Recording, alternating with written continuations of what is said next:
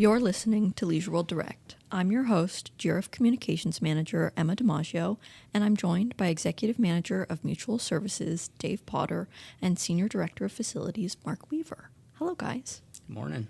Hello, everyone. Today's exciting topic is solar power and solar energy. So to start off the conversation, can you tell me a little bit about solar power and what it is? Solar power is pretty much what it states. It's a way of taking our natural sunlight and turning it into electricity to offset the cost of that What the utilities charge us. that utility. Yeah, exactly. They've grown very popular in California over the last 10 or 20 years. Why is that? With plenty of sunlight. Plenty of sunlight and a mix of government subsidies to cover the initial startup costs. I mean, solar power is not a new technology. I am just old enough to remember that then President Jimmy Carter put solar panels on the roof of the White House back in his term in the late 70s. So it's still here. It's been around for 50 years, easily. It's never really caught on in the mass market because there is a tremendous startup cost involved with it. And one of the reasons why it's becoming so popular is that governments, be it the federal government or the state government, have stepped in to offer subsidies for folks to install the initial equipment. What's the benefit for the state?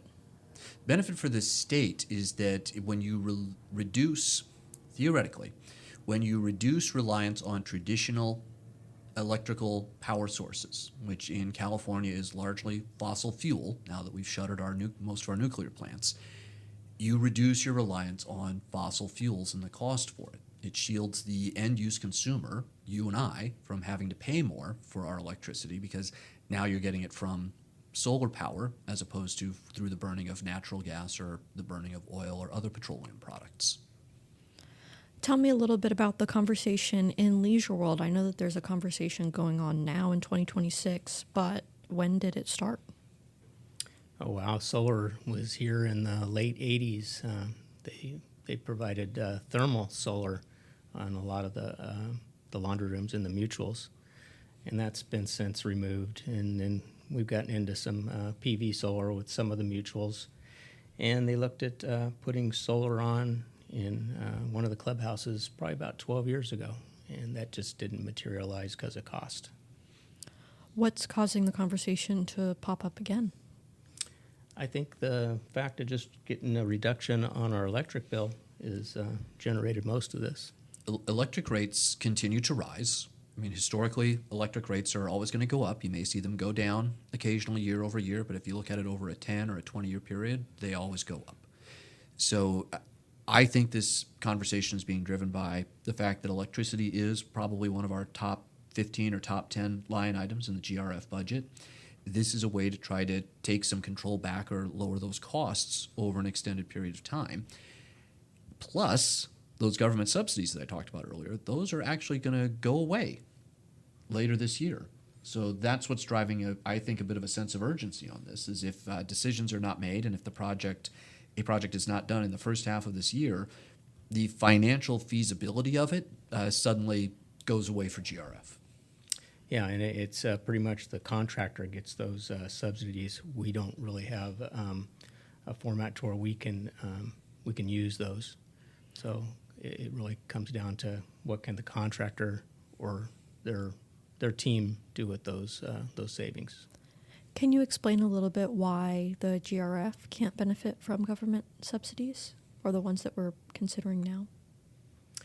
We're pretty much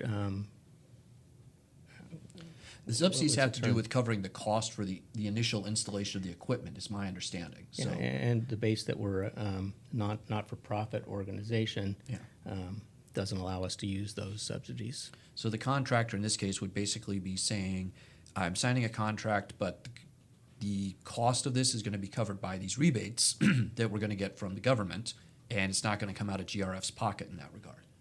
My understanding, yes. Can you tell me a little bit or describe the shape of some of the projects that are being considered right now?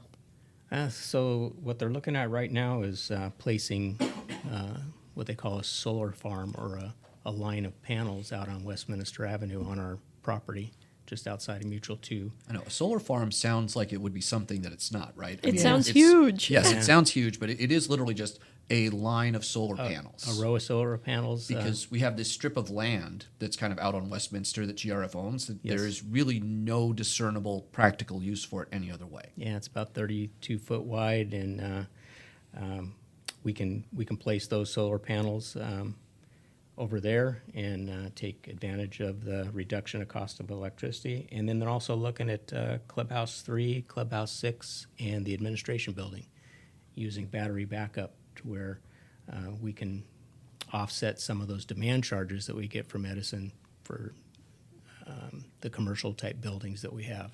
What are the upsides and downsides of these proposals? Well, I think the upside is just to reduce the cost of electricity and give some savings to the members. The downside is, it's a 30-year contract, and a lot of things can happen in 30 years. So I think that's pretty much the main things. It's also one more bit of equipment that has to be maintained and something could break and go wrong on. Yes, of course. Yeah. Yeah. Those are the downsides. Yeah, part of that contract is for the contractor to maintain the equipment at no cost to us. So, What will GRF be looking at in a potential contract to make sure that we're not exposed to risk? That is the $64,000 question. that's for sure. Because as we're sitting here recording this, we haven't yet seen a contract yet. So it's going to be hard to answer that completely because we haven't seen what the actual contract would be from the vendor that's being looked at. We're recording this on, I'm just going to date stamp this for people, Wednesday the 21st. So this is dependent on decisions that the board will make at the open session board meeting next week. And then another round of questions and information that would be gleaned through a potential town hall with the members, where the contractor would be selected for this would answer some questions about this. That is right now scheduled for February 9th, but all this is kind of pending a board meeting next week. So that is a long way of saying I'm going to give some general answers without getting terribly specific, just because all the specifics are not on the table yet. But what GRF would be looking to do is have reasonable protections against upfront costs for the installation, because we're being told that there would be no upfront cost to GRF. Correct.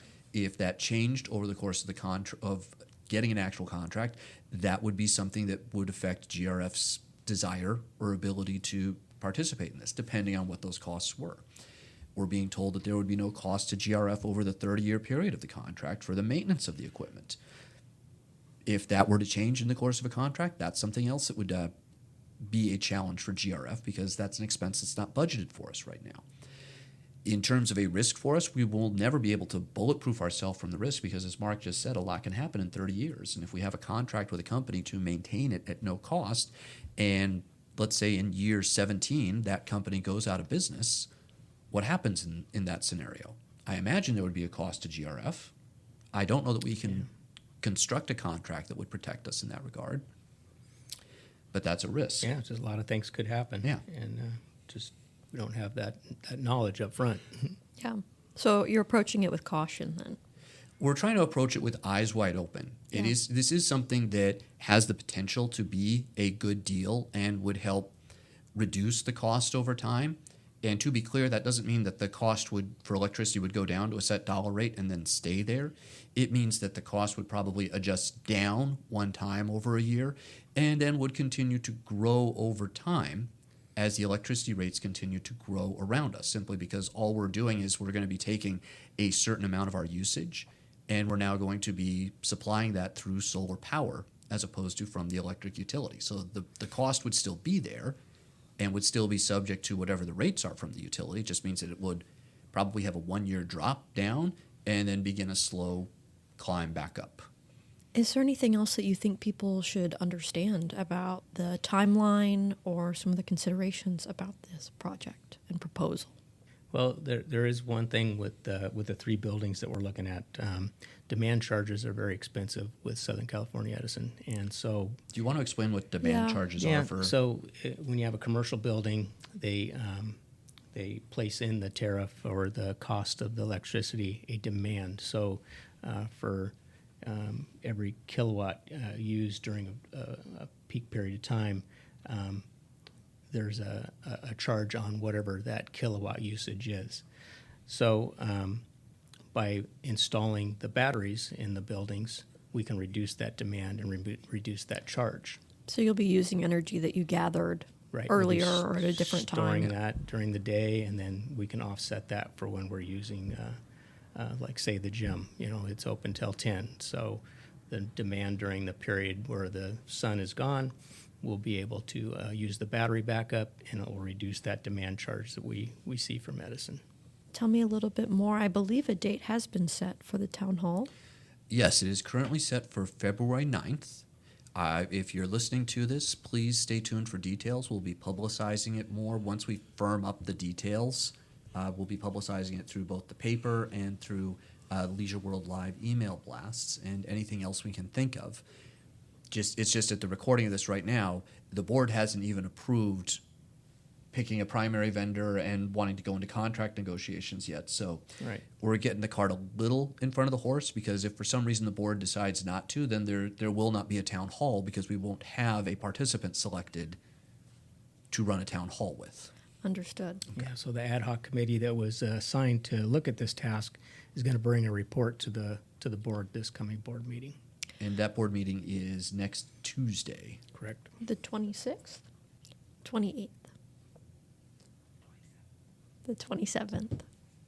Do I hear the 26th? No, it's the 27th. Yeah. Where can people, if they're listening to this right now and they have questions or comments to share with the board, where should they share those? I think they should come to the board meeting on the 26th. There would be a facilities committee meeting that first Tuesday in February, Right. which would be the 4th. That would be a logical committee place to bring it up at. That'll definitely And be then- discussed then. And then there will be a town hall, as I said, assuming the board agrees with the recommendation of the ad hoc committee and says, here's our vendor, we want to enter into a contract negotiation and move forward with this. Then there would be a town hall on the 9th where they could bring their questions to. And anyone who doesn't want to attend any of those events in person, they will be live streamed Yes. at www.lwsb.com/livestream. Or Yes. if you just go to lwsb.com, there's a big type that says live stream, and you can click on that and see all of the meetings. And that would be an easy way to kind of wrap your head around what's going on. You have been listening to Leisure World Direct.